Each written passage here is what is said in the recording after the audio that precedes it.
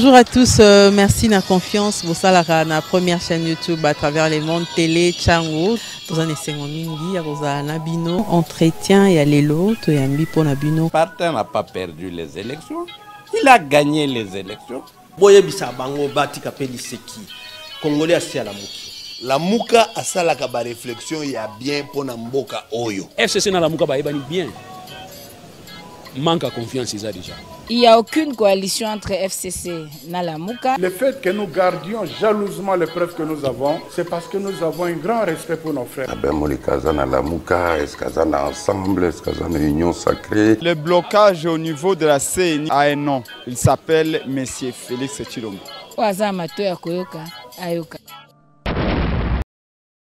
La situation sécuritaire en République démocratique du Congo, plus précisément à Kwamouth, tel est le sujet au menu de l'entretien que le président de la République, Denis Sassou Nguesso, a eu ce mardi 28 mars 2023 avec une délégation de l'épiscopat de la RDC conduite par l'archevêque émérite de Kinshasa. Fridolin Ambongo est venu informer le chef de l'État qui, selon lui, est comme un chef de village qui veille sur sa population. Entre les pasteurs et les politiciens ont en commun les soucis de la population.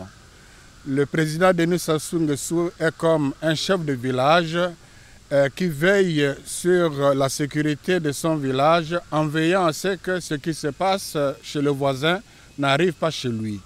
L'entretien était aussi sur la situation sécuritaire qui intéresse aussi le Congo-Brazzaville. Ce qui se passe à Kwamouth a un impact direct. Il y a même un chef de village, Teke, qui a été poursuivi par des assaillants qui sont venus de l'autre côté jusqu'ici. Et le président Sassou sait que son éminence, le cardinal Ambongo, a effectué un voyage de prospection sur terrain pour palper du doigt cette situation sécuritaire à Kwamouth. Et c'était aussi l'occasion pour l'Église de faire un plaidoyer parce que la crise sécuritaire en RDC a aussi un impact sous-régional et nous savons que le président Sassou a un rôle à jouer dans la sous-région. Et voilà pourquoi le pasteur que son éminence, le cardinal Ambongo, ne s'est pas empêché de faire un plaidoyer dans ce sens-là. Et c'était l'occasion pour les deux d'échanger sur la question d'intérêt commun. Fridolin Ambongo est un prélat catholique congolais. Il est archevêque de Kinshasa depuis sa nomination en 2018. Avec le nouvel archevêque, je vous exhorte à résister aux discours de haine et aux initiatives qui excluent et divisent le peuple de Dieu.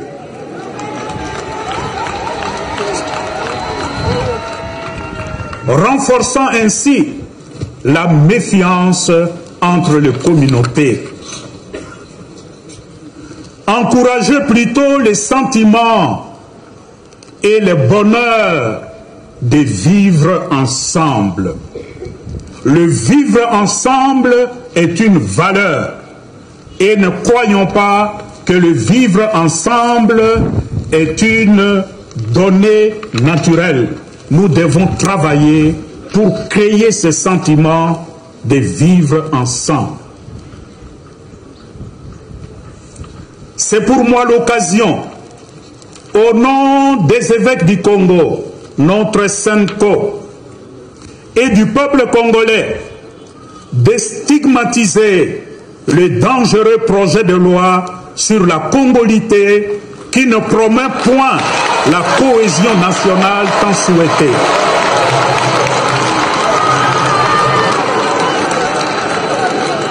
Ces projets de loi, au lieu d'unir le peuple de Dieu dans une seule famille, elle apparaît comme un instrument d'exclusion et de division.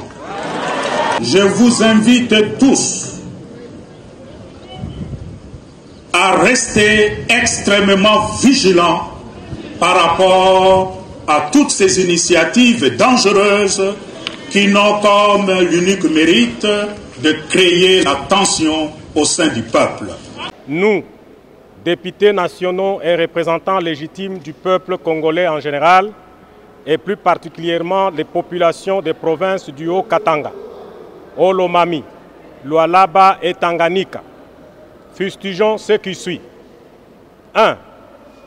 Le massacre de jeunes katangais perpétré à Lubumbashi en date du 23 mars 2023 au quartier Kilobelobe dans la partie est de la ville, massacre confirmé par les ONG de défense des droits de l'homme, la société civile ainsi que les médias tant nationaux qu'internationaux. 2. L'inscription au calendrier de la présente session ordinaire de mars 2023 de la loi dite Tchani, en violation de la Constitution, loi qui met en péril l'unité nationale au sein de la République démocratique du Congo. En ce qui concerne le massacre des jeunes, et selon les témoins sur place, il est l'œuvre de militaires commandos des FARDC qui ont tiré à bout portant sur les paisibles jeunes non armés, occasionnant la perte en vies humaines à plus de 25 jeunes par balle et par noyade, sans compter les blessés graves et les disparus. Les jeunes victimes de ce massacre ignoble ont été amenés dans les différentes morgues, dont celle de la Kenya, de Taba Congo et des cliniques universitaires, tandis que les blessés ont été acheminés à l'hôpital du Kamvangu et à l'hôpital Janson Sendwe. Concernant la loi Tchani, le rassemblement des députés katangais déplore la détermination avec laquelle l'on voudrait sacrifier l'unité nationale chèrement acquise au profit des intérêts politiciens. Ainsi, dénonçons et condamnons avec fermeté ce énième massacre de population katangaises dans la province du Katanga. Déplorons l'insécurité généralisée que vit la population de Lubumbashi, car il ne se passe pas un seul jour sans que des corps emballés dans des sacs en gîte ne soient ramassés dans le marécage ou dans certains coins de la ville. Demandons au bureau de l'Assemblée nationale la constitution d'une commission d'enquête pour faire éclater la vérité sur ces sombres événements et que les responsables répondent de leurs actes. Exigeons au gouvernement central et provincial de prendre leurs responsabilités régaliennes en vue d'assurer la sécurité de la population katangaise, faute de quoi le rassemblement des députés katangais fera recours aux dispositions légales. Nous nous opposons, à l'instar d'autres acteurs, tant nationaux qu'internationaux, aux principes énoncés par la loi Tchani et exigeons son retrait pur et simple du calendrier de nos travaux parlementaires. Enfin, tout en étant de cœur avec les familles éprouvées, les députés katangais membres du Rassemblement leur présentent les condoléances les plus attristées.